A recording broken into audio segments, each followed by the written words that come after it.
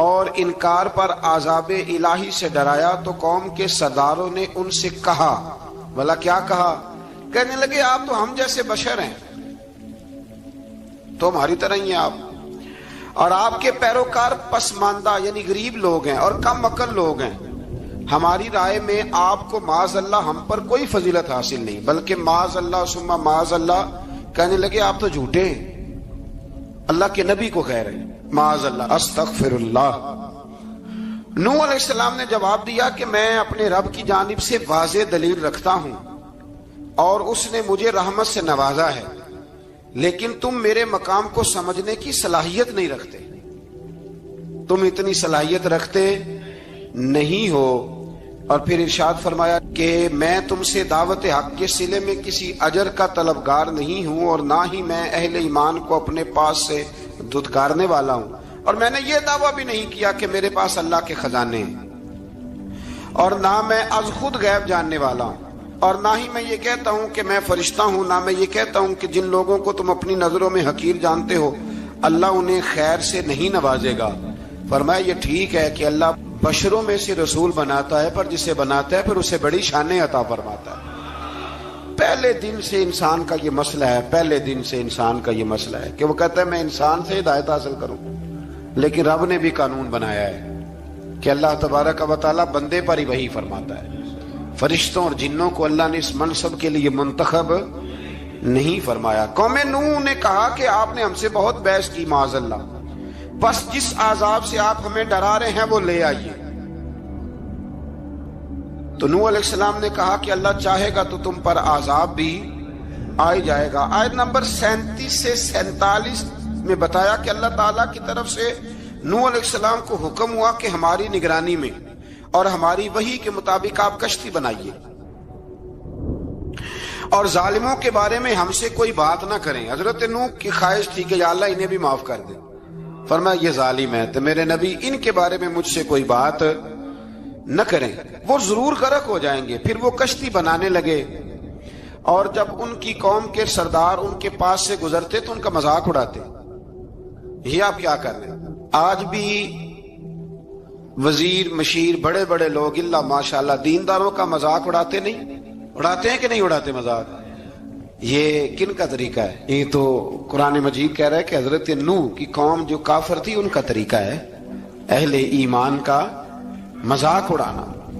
تو وہ مذاق اڑانے لگے۔ نوح علیہ السلام نے کہا کہ وہ وقت آنے والا ہے کہ جب تمہارا مذاق اڑایا جائے گا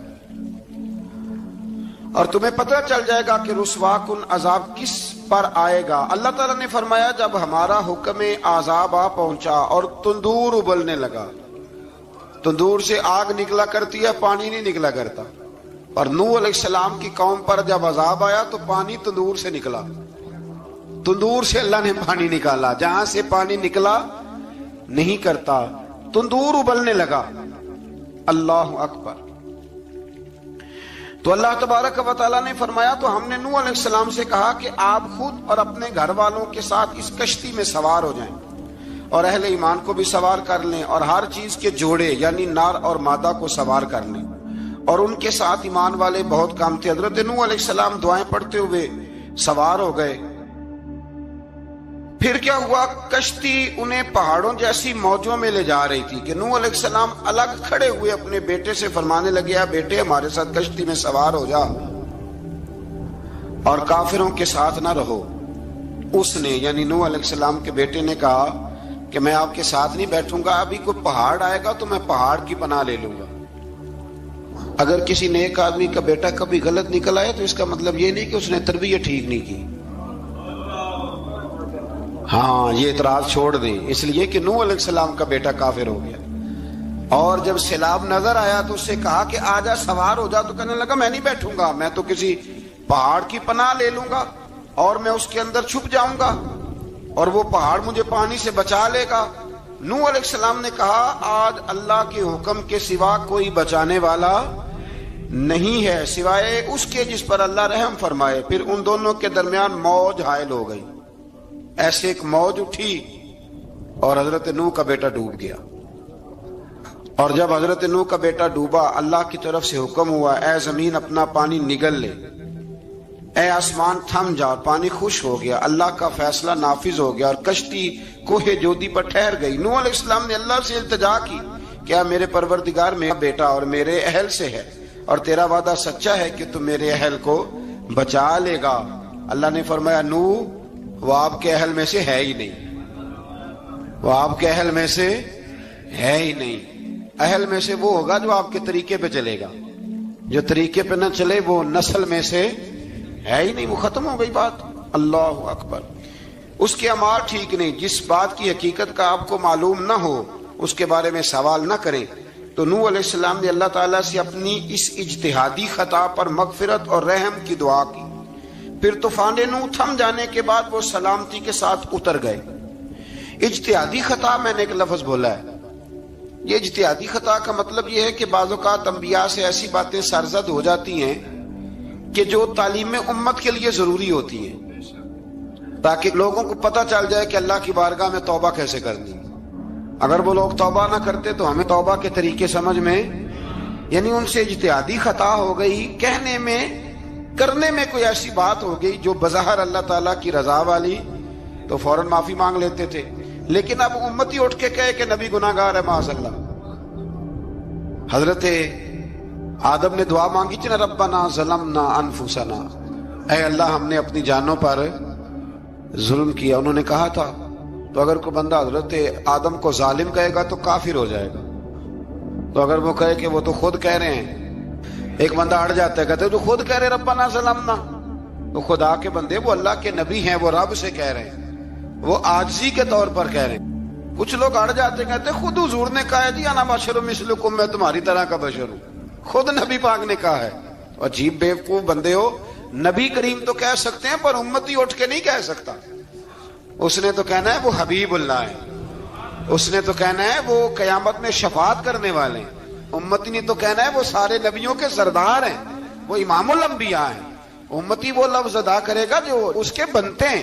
اب کوئی بندہ اٹھ کے کہہ دے، دیکھے نا ایک بہت بڑا عالم تقریر کرتے ہوئے کہے جی میں تو ان پڑھ آدمی ہوں، تو اس کا شاگرد کہے کہ استاد جی قسم اٹھائے ہاں آپ نے تقریر میں کہا نہیں میں ان پڑھ ہوں، آپ تو ان پڑھ ہے، تو یہ بات ادب ہے کہ بے ادبی ہے؟ چلیں اس سے آگے چلتے ہیں، یہ بھی ذرا مشکل سے سمجھ میں آئے گی۔ ایک اور بات جو جلدی سمجھ میں آ جائے گی، ایم این اے جب اعلان کرتا ہے، تقریر کرتا ہے، الیکشن لڑتا ہے تو کہتا نہیں میں قوم کا خادم ہوں، کہتے ہیں نا کہ میں قوم کا خادم سے آپ کیا کچھ کراتے ہو؟ سارے کام کراتے ہیں نا۔ خادم کو بندہ یہ بھی کہہ لیتا ہے کہ جھاڑو دے دے گلی میں، کہتے ہو کہ نہیں کہتے؟ تو اس نے بھی تو سپیکر میں کہا میں خادم ہوں، کہو اس سے کہ جھاڑو دے گلی میں آ کے، پھر پتہ کیا حال ہوگا؟ جھاڑو تو نہیں آئے گا اور ہو سکتا ہے کچھ ہے آ جائے۔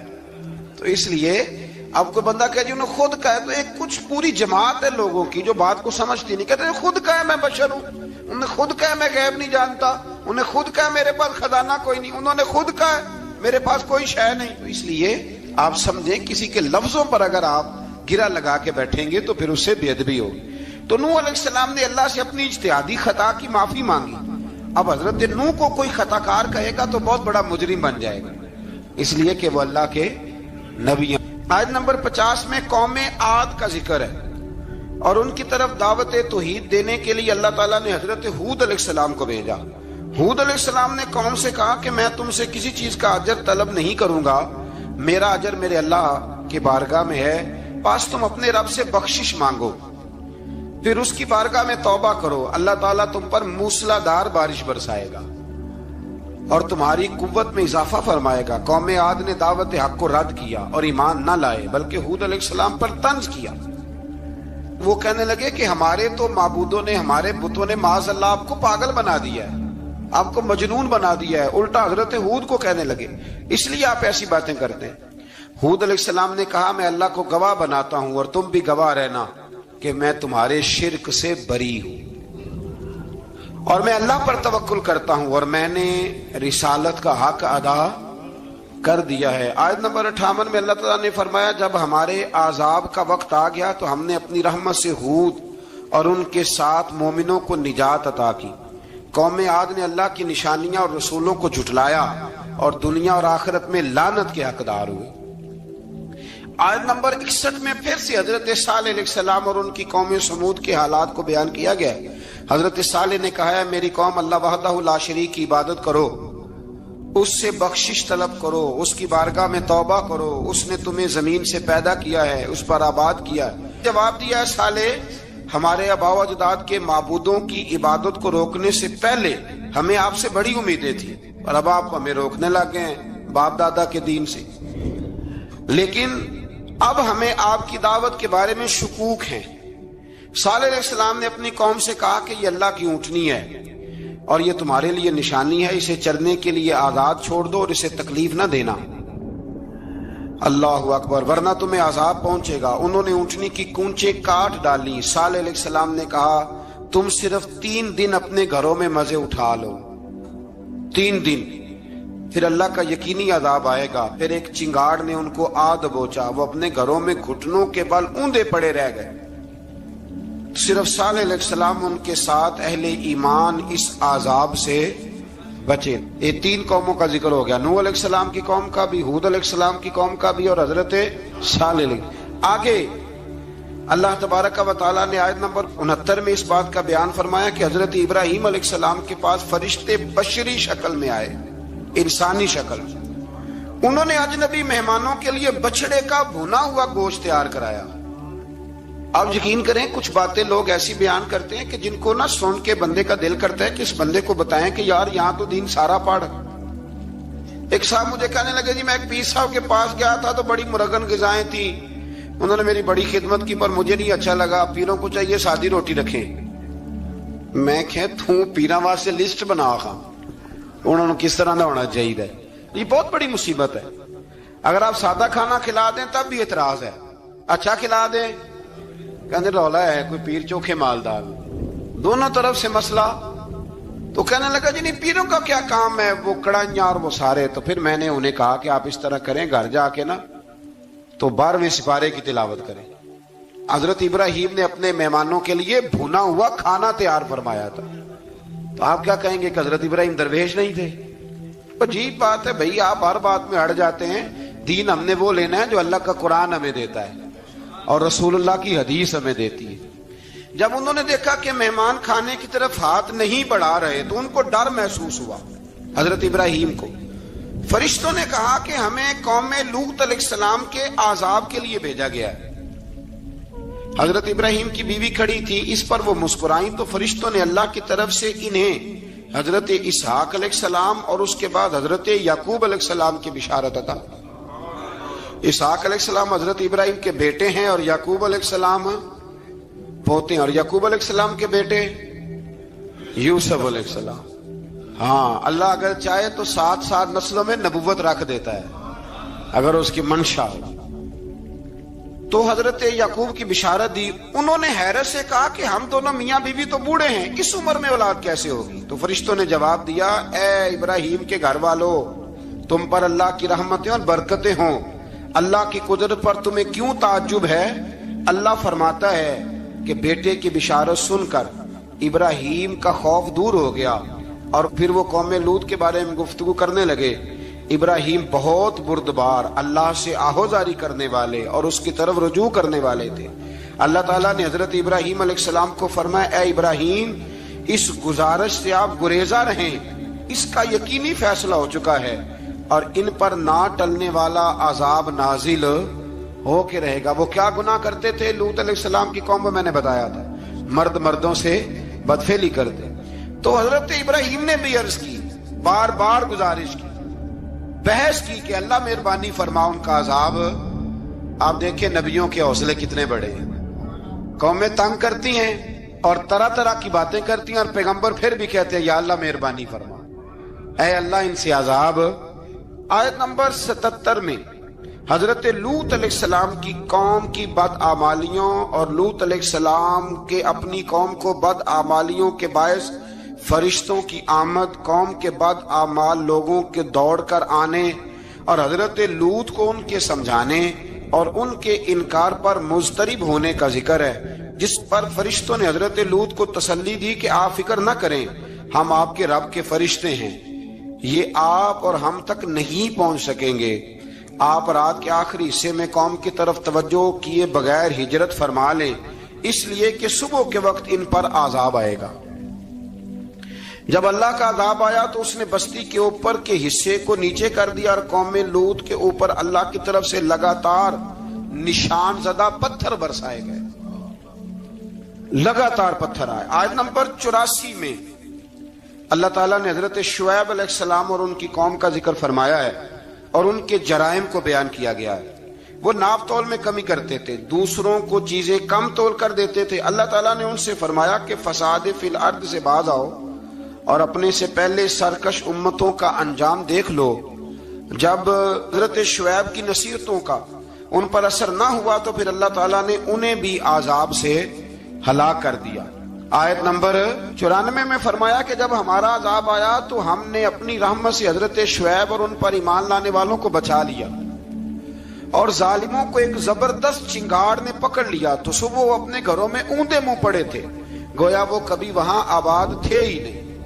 آیت نمبر 96 میں حضرت موسیٰ علیہ السلام کو عطا کیے جانے والے 9 معجزات کا ذکر ہے۔ پھر فرعون اور اس کے پیروکاروں کے باطل روش کے باعث ان کی ہلاکت کا بھی ذکر فرمایا، اور دنیا اور آخرت میں انہیں ملعون یعنی لعنتی قرار دیا۔ جن بستیوں کو اللہ تعالیٰ نے ہلاک کیا ان میں سے بعض کے آثار موجود ہیں اور بعض کے آثار تک معدوم ہو چکے۔ ان میں سے ہر بستی والے اپنے ظلم کے باعث ہی ہلاک ہوئے۔ اللہ تعالیٰ کسی پر ظلم نہیں فرماتا، لوگ خود اپنی جانوں پر ظلم کرتے ہیں۔ جو شخص عذاب آخرت سے ڈرتا ہے اس کے لیے اس میں نشانیاں موجود ہیں۔ آیت نمبر 106 سے اللہ تعالیٰ نے انجام کے اعتبار سے لوگوں کی 2 قسمیں بیان کی۔ 2 قسمیں فرمایا، ایک ہیں سعادت مند لوگ اور دوسرے ہیں بدبخت۔ فرمایا بدبختوں کا ٹھکانہ جہنم ہے جس میں وہ ہمیشہ رہیں گے، اور نیک بختوں کا ٹھکانہ جنت ہے، وہ ہمیشہ اسی میں رہیں گے، اور ان کے لیے اللہ کی طرف سے نا ختم ہونے والی عطائیں۔ آیت نمبر 110 میں حضور صلی اللہ علیہ وسلم کو تسلی دی گئی کہ جس طرح یہ لوگ قرآن کے بارے میں اختلاف کرتے ہیں، اسی طرح قوم موسیٰ نے تورات کے بارے میں بھی اختلاف کیا تھا، اور اللہ نے ان کے اعمال کا پورا بدلہ انہیں دیا۔ آیت نمبر 112 سے سرکشی کو چھوڑ کر احکامات دین پر استقامت اختیار کرنے اور ظالموں کے ساتھ میل جول رکھنے سے بچنے کا حکم دیا گیا ہے، اور فرمایا کہ ظالموں سے میل جول کا انجام دوزخ کی آگ ہے۔ ہم لوگ نہ شکوہ کرتے ہیں، کسی حکومت کو بنے ہوئے 6 مہینے گزرتے ہیں تو شکوہ شروع ہو جاتا ہے، حالانکہ وہ خود تو نہیں نہ بنتے، ان کو کوئی بنانے والا ہے۔ تو ظالم کا جو مددگار ہوتا ہے وہ بھی ظالم ہوتا ہے، اس لیے احتیاط کریں۔ اور یہ صرف سیاستدانوں کی بات نہیں، دنیا کے ہر معاملے میں آپ غور کریں کہ آپ کسی ظالم کے مددگار تو نہیں۔ اللہ تعالی ہمیں حق پر استقامت عطا فرمائے۔ آیت نمبر 114 میں دن کے دونوں طرفوں میں اور ابتدائی رات کے کچھ حصے میں اللہ تعالیٰ نے نماز قائم کرنے کا حکم دیا ہے، رات کے کچھ حصے میں بھی نماز پڑھنی چاہیے، اور یہ بھی بتایا کہ بے شک نیکیاں گناہوں کو مٹا دیتی ہیں، اور یہ نصیحت قبول کرنے والوں کے لیے نصیحت ہے۔ آیت نمبر 120 میں اللہ تعالیٰ نے فرمایا کہ ہم آپ صلی اللہ علیہ وسلم کو رسولوں کی تمام خبریں آپ کے دل کی تسکین اور تقویت کے لیے بیان کرتے ہیں، اور ان میں مومنوں کے لیے نصیحت اور عبرت ہے کہ ان ساری باتوں سے عبرت پکڑ لو۔ بچہ صرف وہی جو اللہ کے نبیوں کے طریقے پہ چلا اور نبیوں کے ساتھ رہا، باقی بچ سکے نہیں۔ اللہ تعالیٰ کی طرف سے توحید و رسالت اور وقوع قیامت کے دلائل بھی ہیں۔ آیت نمبر 123 میں فرمایا کہ آسمانوں اور زمینوں میں سب غیب اللہ ہی کے ساتھ مختص ہیں، اور ہر کام اسی کی طرف لوٹایا جاتا ہے۔ آپ اسی کی عبادت کیجئے، اسی پر توکل کیجئے، اور آپ کا رب لوگوں کے اعمال سے غافل نہیں ہے۔ اسی بارے میں نا آگے سورۃ یوسف شروع ہو رہی ہے، اس کو اللہ تعالیٰ نے کہا ہے کہ یہ بڑا پیارا قصہ ہے، احسن القصص کا، قصوں میں سونا قصہ۔ تو یہ کچھ 12ویں پارے میں اور کچھ 13ویں پارے میں ہے۔ میں نے یہ ارادہ کیا ہے کہ یہ ایک ہی دن پوری بیان کی جائے۔ قوم سبت کا ذکر فرمایا اللہ نے، ہفتے والے دن کچھ لوگ نافرمانی کرتے ہیں۔ ہمارے بھی ہیلے بہانے ہیں نا آج کل کاروبار میں، تو اسی سپارے کی آیت نمبر 65 کے اندر اللہ تعالیٰ نے حضرت داؤد کی قوم کا ذکر کیا کہ اللہ نے انہیں حکم دیا تھا کہ ہفتے والے دن مچھلیاں نہیں پکڑنی، تو وہ کہتے تھے چلو ہاتھ لگا کے نہیں پکڑنی، ہاتھ لگا کے۔ وہ ہمارے لوگ ہیلے بہانے تلاش کر لیتے ہیں نا، وہ بڑے جناب انشورنس والا آ گیا، اب وہ بینک والا آ گیا، اب وہ فلانے صاحب آ گئے، وہ تروڑ مروڑ کے کہانیاں باتیں، اور پھر ہمیں بھی رستے مل جاتے ہیں بچنے کے۔ مفتی صاحب نے کہہ دیا تھا، ایک مولانا سے میں نے ان کو کہا ہفتے والے دن مچھلیاں نہیں پکڑنے کا، نہیں پکڑتے، چھوٹے چھوٹے حوض بنا لیے تو مچھلیاں زیادہ آتی تھی اس دن۔ یہ بھی اللہ کی قدرت تھی، نماز کے وقت گاہک زیادہ آتے ہیں، یہ اس کی قدرت ہوتی ہے۔ تو وہ مچھلیاں حوض میں جمع ہو جاتی ہیں، یوں سمجھ لیں کہ جال انہوں نے لگا لیے ہوئے تھے، تو جال میں وہ پھنستی رہتی تھی، حوضوں میں آتی رہتی تھی۔ ہفتے کو نہیں پکڑتے تھے، اتوار کو پکڑ لیتے تھے، تو پھر اللہ نے انہیں سزا دی۔ فرمایا تماشے کرتے ہو اللہ کے حکم کے ساتھ؟ کیا سزا دی؟ فَقُلْنَا لَهُمْ كُونُوا قِرَادَةً خَاسِئِينَ، فرمایا بندر بن جاؤ دھتکارے ہوئے۔ جو رزق حرام طریقے سے کماتے تھے رب انہیں بندر بنا دیتا تھا۔ ابھی بھی میں نے دیکھے ہیں بڑے بڑے تاجر پاگلوں جیسی زندگی گزار رہے ہیں، نفسیاتی طور پہ سکون نہیں ہے، کروڑوں روپیہ پڑا ہے۔ کیوں؟ اس لیے کہ رب کے بتائے ہوئے طریقے کے مطابق تجارت نہیں کرتے۔ آگے ایک اور دلچسپ بات آ گئی، بنی اسرائیل کے اندر نا ایک شخص نے اپنے چچا کو قتل کر دیا جائیداد کے لیے۔ یہ دیکھیں کب سے لوگ جائیداد کے لیے قتل کرتے آ رہے ہیں۔ چچا کو قتل کر دیا، اور قتل کر کے حضرت موسیٰ علیہ السلام کے پاس آئے کہ میرے چچا کو کسی نے قتل کر دیا ہے، تو بتائیں کیا کرنا ہے؟ تو آپ نے فرمایا کہ گائے ذبح کرو، اور اس کا ایک ٹکڑا مقتول کو مارو، مرنے والے کو، وہ خود اٹھ کے بتا دے گا مجھے کس نے قتل کیا ہے۔ اب ارادہ نہیں تھا گائے ذبح کرنے کا تو بہانے کرنے لگے۔ ارادہ نہیں نہ ہوتا تو پھر کیا ہوتے ہیں؟ کہنے لگے گائے کس طرح کی ہو، بوڑھی ہو کہ بچی ہو، رنگ کیسا ہو، جوان ہو کہ چھوٹی ہو، حال میں ایک دفعہ چلنا سیکھ گئی ہو یا ابھی نہ سیکھی ہو۔ تو بتاتے گئے تو رب بھی شرطیں بیان کرتا گیا، گہرے زرد رنگ کی ہو، حال کے اندر اسے نہ چلایا گیا ہو، پانی نہ نکالا گیا ہو، نہ بچی ہو نہ جوان ہو، اس کے درمیان ہو۔ یہ ساری شرطیں کہاں پائی جاتی تھی؟ حضرت موسیٰ علیہ السلام کی قوم کا ایک شخص تھا جو اللہ کا ولی تھا۔ وہ جب انتقال کرنے لگا نا، اللہ اکبر، دیکھو رب ولیوں کی اولادوں پر بھی کتنا فضل فرماتا ہے۔ وہ جب انتقال کرنے لگا تو ایک اس کے پاس چھوٹی سی بچیا تھی، گائے کی بچی، اس نے جنگل میں چھوڑ دی۔ کہنے لگا یا اللہ میں تیرے نام پہ چھوڑتا ہوں، میرا بچہ جوان ہو جائے تو اسے دے دینا، اور تو سرمایہ ہی کوئی نہیں۔ بچہ بڑا ہوا تو بچہ بھی بڑا نیک تھا، اپنی ماں کا بڑا فرما بردار تھا۔ اس کی ماں نے کہا بیٹا تیرے باپ نے ایک گائے چھوڑی تھی۔ تو بچہ جنگل میں گیا اور جا کے کہنے لگا اے اللہ میری گائے مجھ سے ملا دے۔ تو رب کریم نے وہ گائے واپس کر دی، وہ گائے گھر لے آیا۔ اب وہ کہنے لگا اماں بیچ دوں، تو اماں کہنے لگی بیٹا میرے پوچھے بغیر نہ بیچنا۔ کئی دفعہ گاہک لگے پر اس نے کہا جب تک میری اماں نہ کہے گی میں بیچوں گا۔ ادھر بنی اسرائیل والے شرطیں جتنی گائے کے بارے میں پوچھ چکے تھے وہ ساری اسی گائے میں پائی جاتی تھی۔ تو یہ ڈھونڈتے ڈھونڈتے وہاں پہنچ گئے تو کہنے لگے گائے چاہیے۔ تو اس نے کہا بھی تمہاری مرضی سے نہیں، قیمت میری مرضی کی۔ ایک مفسر نے تو یہاں تک لکھا ہے کہ اس نے کہا گائے ذبح کر کے نا تو جتنا گائے کے اندر گوشت ہوگا نا اتنا ہی کھال کے اندر تم مجھے مال بھر کے دو گے، اتنے سکے بھر کے دو گے، اتنی اشرفیاں بھر کے دو گے تو پھر تمہیں گائے دوں گا۔ تو پھر یہ گائے انہیں ملی اور یہ گائے لے کر کے آئے۔ زیادہ سوالات نہ کرتے تو زیادہ الجھتے نہ۔ ہم بھی دین کے معاملے میں بڑے سوال جواب کرتے ہیں، اتنا سوال کریں جتنی اس کی ضرورت ہے۔ ان لوگوں نے سوالات زیادہ کیے تو پھر الجھ زیادہ گئے۔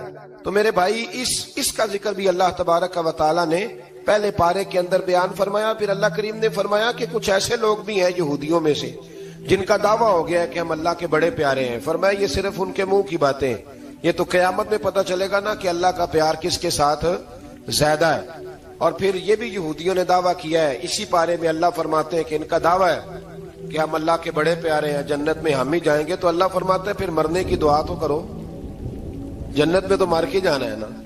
لیکن رب فرماتے ہیں یہ کبھی مرنے کی دعا نہیں کریں گے، اس لیے کہ انہیں پتہ ہے کہ ہم نے آخرت کے لیے کیا بھیجا۔ لیکن جی پہلا حکم آ گیا یا ایھا الذین آمنوا کہہ کے پہلی آیت قرآن پاک کی، پہلے سپارے میں پہلی آیت جس میں اللہ نے کہا یا ایھا الذین آمنو، تو پہلا حکم آمنو کہہ کے آیت نمبر 104 میں جو اللہ نے حکم دیا ہے نا، وہ نبی پاک کی تعظیم کا حکم ہے۔ پہلا حکم ہی اللہ نے حضور کی عزت اور ناموس کا ارشاد فرمایا۔ پہلا اس ترتیب کے لحاظ سے وہ ہوا یہ کہ جب نبی پاک کو بات ارشاد کرتے تو صحابہ کرام اٹھ کے عرض کرتے رائینا یا رسول اللہ، حضور سمجھ نہیں آئی ذرا رعایت کر دے۔ تو یہودیوں کی عبرانی زبان کے اندر نہ ذرا کھینچ کے پڑھتے تھے رائینا، تو اس کا معنی بنتا تھا معاذ اللہ اے ہمارے چرواہے، بکریاں چرانے والے کو بھی وہ رائینا کہتے تھے۔ تو جب صحابہ یہ کہنے لگے تو اللہ نے منع ہی کر دیا، فرمایا میرے محبوب کے غلاموں، اس لفظ کے پیچھے چھپ کے، اس لفظ کے پیچھے چھپ کے لوگ میرے نبی کی بے ادبی کر جاتے ہیں، تو جس لفظ کا کوئی ایک معنی بے ادبی والا بنتا ہو وہ لفظ بھی میرے نبی کے لیے نہ کہو، لفظ وہ والے کہو جس میں کوئی بے ادبی کا معنی نکلے نہ۔ یہاں لوگوں نے بڑے بڑے لفظ نہیں بول دیے، پھر کہتے میرا مطلب یہ تھا، میرا مطلب وہ تھا، تو تو نے وہ لفظ بولا کیوں جس کا کوئی غلط مطلب بھی نکل سکتا تھا؟ اللہ نے فرمایا یا ایھا الذین آمنوا لا تقولوا رائینا، اے ایمان والو رائینا کہو ہی نہ۔ تو یا اللہ کیا کہیں؟ فرمایا وقولوا انظرنا، تم کہو یا رسول اللہ ایک نظر فرمائیے۔ انداز دیکھیے، انظرنا ایک نظر۔ تو ہمارے بزرگ تو پہلے بڑے پیار والوں نے کہہ دیا یا رسول اللہ انظر حالنا۔ کہتے کہاں سے لاتے ہو جملے؟ میں نے کہا اللہ کی کتاب سے۔ یا رسول اللہ انظر حالنا، یا حبیب اللہ اسمع قالا، تو تم کہو انظرنا، محبوب نظر کرم کرے، واسمعوا، اور کیا ضرورت ہے دوبارہ پوچھنے کی؟ اللہ کہتا ہے پہلے ہی دھیان سے سنا کرو، پہلے ہی واسمعوا، پہلے ہی احتیاط سے سنو، وللکافرین عذاب علیم، اور کافروں کے لیے دردناک عذاب ہے۔ لے جی اسی پارے میں اللہ تبارک و تعالیٰ نے پھر اہل یہود کا ذکر کیا، تو یہود کہنے لگے کہ ہم حضرت ابراہیم کے ماننے والے ہیں، تو اللہ کریم نے وہ بھی ذکر کیا کہ میں نے تو ابراہیم کو آزمایا ہے، وَإِذِ ابْتَلَىٰ إِبْرَاهِيمَ رَبُّهُ بِكَلِمَاتٍ فَأَتَمَّهُنَّ، ہم نے ابراہیم کو کچھ چیزوں سے آزمایا ہے، وہ ہماری آزمائش پہ پورے اترے۔ قَالَ إِنِّي جَاعِلُكَ لِلنَّاسِ إِمَامًا، تو پھر ہم نے انہیں کہا کہ ہم آپ کو پوری دنیا کا امام بنائیں گے۔ وہ آزمائش کیا تھی؟ آگ میں جانا بھی آزمائش، بیٹے کا نہ ہونا بھی آزمائش، بیٹا ہوا تو پھر اسے وادی غیر ذی زرع میں چھوڑ کے آنا بھی آزمائش، بڑا ہوا تو پھر ذبح کرنا بھی آزمائش۔ فرمایا جہاں جہاں آزمایا ہے نا، ابراہیم ہماری آزمائش میں پورے اترے۔ فرمایا تو مفت میں حضرت ابراہیم کی اولاد بنتے ہو اور ان کا نام لیتے ہو اور ان کے ساتھ اپنا تعلق بناتے ہو، دیکھو تو صحیح وہ کتنی آزمائشوں سے گزرے۔ تو اس کا بھی اللہ نے اسی میں ذکر فرمایا۔ اور پھر وہ بات کرتے تھے حضرت یعقوب کی اور حضرت اسحاق کی، تو فرمایا وہ تو ہمارے اتنے خاص بندے تھے کہ وصال کا وقت بھی انہوں نے اپنی اولادوں کو نصیحت فرمائی تھی کہ اللہ کی توحید پہ قائم رہنا، اس کا ذکر بھی اللہ نے اسی پارے میں بیان فرمایا۔ اور جو حضرت ابراہیم اور جناب اسماعیل نے کعبہ تعمیر کیا تو اس کا ذکر بھی اللہ تعالیٰ نے اسی بارے میں فرمایا۔ اور فرمایا جب وہ کعبہ بنا رہے تھے تو کہہ رہے تھے ربنا تقبل منا، کہہ رہے تھے اے اللہ بنا ہم نے دیا ہے پر مہربانی فرما ہم سے قبول فرما لے۔ تو جو آیہ کریمہ آخر میں عرض کرنا چاہتا ہوں اس پر بھی تھوڑی توجہ فرمائیں گے تو بات بڑی نکھر کے باہر آئے گی۔ یہ 16ویں رکوع کے اندر اللہ نے پھر یہود کا اور عیسائیت کا ذکر فرمایا، تو اللہ کریم نے ایک بات ارشاد فرمائی۔ یہودیوں کے ہاں جب کوئی بچہ پیدا ہوتا تھا پیلے رنگ کے ساتھ اس کو رنگتے تھے، یا کوئی خاص رنگ تھا ان کا، بچہ پیدا ہوتا تو اس پر وہ رنگ چڑھاتے کہ یہ جی ہمارے مذہب کا رنگ ہے۔ ہمارے ہاں بھی رسمیں ہیں نا اپنی اپنی، معاذ اللہ اپنی اپنی نہیں ہونی چاہیے، اللہ رسول کا حکم ہونا چاہیے۔ تو یہودیوں کے ہاں بچہ پیدا ہوتا تو ایک خاص رنگ چڑھاتے، عیسائیوں کے ہاں پیدا ہوتا تو وہ بھی ایک خاص رنگ چڑھاتے۔ تو مسلمانوں کے ہاں بچے پیدا ہوئے تو انہوں نے بھی توجہ کی کہ یہ کیا ہو رہا ہے، تو رب کریم نے فرمایا صبغۃ اللہ، رنگ اللہ کا ہی ہے۔ ومن احسن من اللہ صبغہ، اور فرمایا اللہ کے رنگ سے زیادہ خوبصورت کس کا رنگ ہو سکتا ہے؟ اللہ کا رنگ کیا ہے؟ لا الہ الا اللہ محمد رسول اللہ صلی اللہ علیہ۔ فرمایا نیلے پیلے کالے رنگ نہ چڑھاؤ، اپنے ذہن پر توحید و رسالت کا رنگ چڑھاؤ. یہ سب سے بہترین رنگ ہے. اگر تمہارے ذہنوں پر رب رسول کی توحید کا رنگ چڑھ گیا تو یہ وہ والا رنگ ہے, پھر تمہیں کسی اور رنگ کی طرف جانے کی ضرورت نہیں پڑے گی. تو فرمایا رنگ وہ پیدا کرو جو توحید کا ہے, رسالت کا ہے, اس رنگ کی توجہ کرو. قرآن مجید کے اس پارے میں اللہ کریم نے مختلف باتیں بیان کر کے آخری رکوع میں یہ جو رنگ کا ذکر فرمایا نا, تو یہ لگتا ہے پورے پارے کا خلاصہ ہے کہ رب کریم نے فرمایا اصل بات یہ ہے کہ تمہاری سوچوں پہ رب رسول کی توحید و رسالت کا رنگ ہونا چاہیے. وہ ایک دفعہ مسلمہ کذاب بے ایمان کہنے لگا میں نے بنا لیا قرآن پاک کا جواب. معاذ اللہ, جواب کیا بنایا؟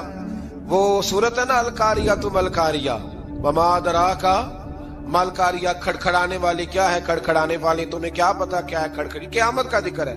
کہنے لگا میں نے اس جیسی صورت بنا لیا. تو کیا بنایا؟ الفیل ملفیل وما ادراک ما الفیل. کہنے لگا ہاتھی, تمہیں کیا پتا کیا ہاتھی؟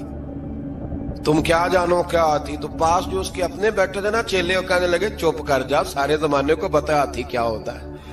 تو پاگل ہے, اس کے 2 کان ہوتے ہیں, ایک سونڈ ہوتی ہے, 4 اس کے پیر ہوتے ہیں. بیوقوف آدمی قرآن کا مقابلہ کرنا ہے تو وہ چج کے ساتھ کر, پاگلوں کی طرح مقابلہ کرے گا, جوتے کھائے گا بھی ہمیں بھی پڑھوائے گا. تو قرآن مجید کا کوئی مقابلہ کر سکا؟ تو اس آیت مبارکہ میں اللہ نے کافروں کو یہ کہا اگر مقابلہ نہیں کر سکتے تو پھر اللہ سے ڈرو, ورنہ دوزخ میں ڈالے جاؤ گے, وہ جس کا ایندھن آدمی اور پتھر ہے, اور بنائی بھی کافروں کے لیے گئی ہے. اعدت للکافرین, جہنم کس کے لیے بنائی گئی ہے؟ کافروں اور منافقوں کے لیے. مسلمانوں کے لیے بنائی گئی. مسلمان مرضی سے چھلانگے لگائیں تو ان کی موج ہے, ورنہ ان کے لیے جہنم, ان کے لیے اللہ نے جنت بنائی ہے. اور یہ بات کرتے ہی رب کریم نے فرمایا اے محبوب علیہ الصلوۃ والسلام, مومنوں کو خوشخبری دے دیں کہ اللہ نے ان کے لیے جنت بنائی ہے, اس میں باغات ہیں, انہیں رزق دیا جائے گا کھانے کے لیے, اور اس میں انہیں پاکیزہ بیویاں دی جائیں گی, اور پھر وہ اس میں ہمیشہ رہیں گے, انہیں اس سے نکالا نہیں جائے گا. آگے جو آیات کریمہ ہے نا, اس کے اندر اللہ تبارک و تعالیٰ نے فرمایا ہے کہ اللہ حیا نہیں کرتا سمجھانے کے لیے مچھر کی مثال بھی دینی پڑے. فرمایا قرآن سے کچھ لوگ ہدایت حاصل کرتے ہیں اور کچھ گمراہ ہو جاتے ہیں. جب لوگ اپنی مرضی کی تشریحات چاہتے ہیں تو گمراہ ہوتے ہیں, اور جب قرآن کو رسول اللہ صلی اللہ علیہ وسلم اور امت مسلمہ کی تشریحات کی روشنی میں سمجھتے ہیں تو پھر اللہ ہدایت عطا فرماتا ہے. پھر اللہ تبارک و تعالیٰ نے آگے ارشاد فرمایا حضرت آدم کی پیدائش کا واقعہ. کچھ مفسرین نے لکھا اللہ نے مشورہ کیا تھا فرشتوں سے, وَإِذْ قَالَ رَبُّكَ لِلْمَلَائِكَةِ إِنِّي جَاعِلٌ فِي الْأَرْضِ خَلِيفَةً. لیکن کچھ مفسرین کہتے ہیں کہ اللہ کو ضرورت نہیں فرشتوں سے مشورہ کرنے کی. اللہ نے فرشتوں سے مشورہ نہیں کیا, بلکہ رب نے انہیں آگاہ فرمایا تھا کہ میں لگا ہوں زمین پہ اپنا نائب بنانے, میں خلافت دینے لگا ہوں زمین پہ. اب یہ تو دینے والی کی مرضی ہے نا, اس نے کس کو دینی ہے, یہ تو دینے والے کی مرضی ہے نا اس نے. تو کچھ لوگ کہتے ہیں کہ دینے والے سے زیادہ ہمیں پتہ ہے. تو فرشتوں کو بھی یہ اجتہادی خطا ہو گئی, کہنے لگے یا اللہ اسے نہ بنانا, یہ فساد کرے گا, یہ خون ریزیاں کرے گا. تو اللہ نے فرمایا جو میں جانتا ہوں وہ تم. اللہ اکبر. امام راضی فرماتے جب رمضان آتا ہے تو اللہ فرشتوں سے کہتا ہے ذرا یہ کھول کے دروازے دیکھو نا یہ زمین پہ کیا کر رہے ہیں.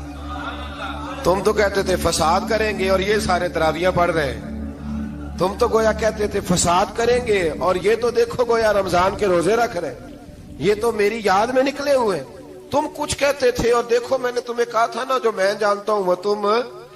اللہ نے پھر حضرت آدم علیہ السلام کو تمام زمانے کے علوم عطا کیے, علم سکھا لیا. تو فرشتوں سے کہا تم بھی ان چیزوں کے نام بتاؤ, تو وہ بتا سکے نہیں. اللہ نے فرمایا اب اس طرح کرو آدم کو سجدہ کرو. سب نے سجدہ کیا سوائے, وہ کہنے لگا یا اللہ صرف تجھے ہی کرنا ہے. کرنا بھی صرف اللہ کو چاہیے, پر رب کے آگے بھی جھکنا چاہیے, اور جس کے سامنے رب جھکائے نا وہاں بھی. اور یہ جو عاجزی ہے نا, یہ جو جھکنا ہے, یہ علم کے آگے ہے. ہماری مصیبت یہ ہے کہ ہم علم کے آگے بھی گردن جھکانے کو تیار نہیں ہوتے, وہاں بھی ہم خود عالم فاضل بن جاتے ہیں. تو فرمایا کہ سب سے کہا سجدہ کرو، سب نے سجدہ کیا سوائے ابلیس کے، تو پھر ہوا کیا؟ وکان من الکافرین، وہ کافروں میں سے ہو گیا۔ پھر اللہ نے حضرت آدم کو اور جناب حوا کو نا مقام دے دیا جنت میں رہنے کے لیے، اور کہا سارا کچھ کھانا، درخت کے قریب نہ جانا۔ ابھی آپ کسی سے کہہ دیں تھوڑا سا کہ پیچھے نہ دیکھنا، یعنی اگر میری سمجھ لیں ادب کی وجہ سے کوئی 1.5 منٹ یا 6 منٹ نہیں بھی نہ دیکھے گا تو سوچے گا ضرور کہ پتہ نہیں اب پیچھے کیا ہے، مصیبت کیا ہے۔ یعنی آپ کہہ کے دیکھ لیں کسی کو، پیچھے نہ دیکھنا، فطرت ہے نا انسان کی، وہ جستجو کرتا ہے، کہا اس درخت کے پاس نہ جانا۔ تو حضرت حوا سلام اللہ علیہ کہتے ہیں دل میں خیال رہتا تھا کہ آخر ہے کیا درخت کے پاس۔ یہی انسان کا عقیدہ توحید ہے کہ جہاں سے رب منع کر دے وہاں وہ منع ہو جائے، اور یہ ان کی خطا نہیں تھی، یہ اللہ کی حکمت تھی، چونکہ رب نے تو پہلے کہہ دیا تھا بنایا ہی زمین کے لیے، تو یہ تو سارا کچھ ہونا تھا تو زمین پہ آنا تھا نا۔ تو حضرت حوا اور جناب آدم کے پاس شیطان آیا، اب اس کو نکال تو دیا تھا پر ابھی اس کا جنت میں آنا جانا بند نہیں ہوا تھا، یہ بھی اللہ کی حکمت تھی۔ تو وہ کہنے لگا تمہیں پتہ ہے بعد میں مر جاؤ گے؟ تو حضرت حوا کہنے لگی کیا موت بھی آئے گی؟ کہاں، اس کی تکلیف بھی بڑی ہوگی، تو پھر بچیں گے کیسے؟ تو کہنے لگے پھل کھا لو اس درخت کا، تو بچنے کے لیے پھل کھایا تھا۔ اس طرح لوگ آج بہت سارے کام بچنے کے لیے کرتے ہیں پر بچ سکتے، بچنے کے لیے پھل کھایا تو اللہ نے فرمایا زمین پہ چلے جاؤ۔ تو حضرت آدم زمین پہ آئے، پھر کئی 100 سال روتے رہے، فَتَلَقَّى آدَمُ مِن رَبِّهِ کَلِمَاتٍ، تو پھر اللہ نے خود ہی جناب آدم کو کچھ کلمے سکھائے۔ علامہ اسماعیل حقی فرماتے ہیں وہ کلمے یہ تھے کہ حضرت آدم نے میرے نبی کا وسیلہ پیش کیا، تو اللہ کریم نے جناب آدم کی دعا کو مقبول فرما لیا۔ پھر آگے بنی اسرائیل کا ذکر آ جاتا ہے۔ اللہ تعالیٰ نے بنی اسرائیل، آج آپ اسی قوم کو یہودی کہتے ہیں، ان کو اللہ نے اس زمانے میں فضیلت عطا کی تھی بہت زیادہ۔ تو عرب کے اندر جب نبی پاک علیہ السلام نے اعلان نبوت کیا تو کچھ لوگوں نے یہ کہہ دیا کہ اگر یہ یہودی کلمہ پڑھ لیں گے تو ہم بھی پڑھ لیں گے۔ تو پھر اللہ نے انہیں یاد کرایا کہ تم اصل میں کیا ہو، تمہیں کلمہ پڑھنا چاہیے۔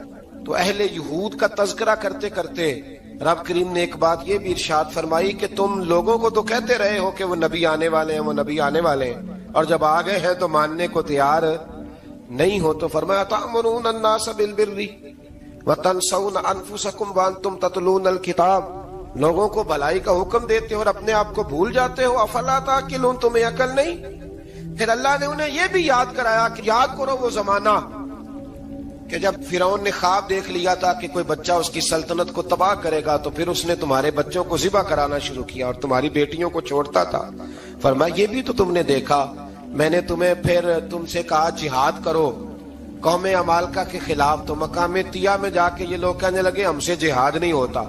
اللہ نے انہیں ایک میدان میں قید کر دیا۔ بڑی دلچسپ بات، قید تو لوگ ہوتے ہیں نا چار دیواری میں، تو اللہ نے بنی اسرائیل والوں کو جب انہوں نے کہا ہم جہاد نہیں کریں گے تو اللہ نے میدان میں قید کر دیا۔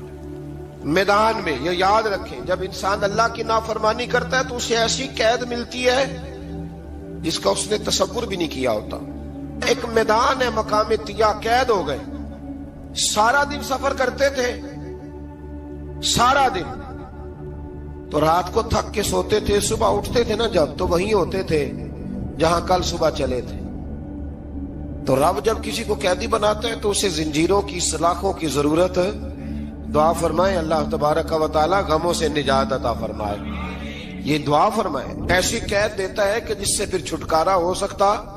تو بنی اسرائیل کا بہت زیادہ تذکرہ اس بارے میں اللہ تبارک و تعالی نے پھر بیان کیا، اور پھر کہا کہ انہیں جو حکم دیا جاتا تھا یہ اس کی سرتابی کرتے تھے، پھر اللہ نے ان پر ذلت نازل کر دی اور یہ ہمیشہ اس کا شکار ہے۔ صلی علی سیدنا و مولانا محمد، اللہم صلی علی سیدنا و مولانا محمد۔ اللہ کے شیر ہے در کرار پر درود، اللہ کے شیر ہے در کرار پر درود،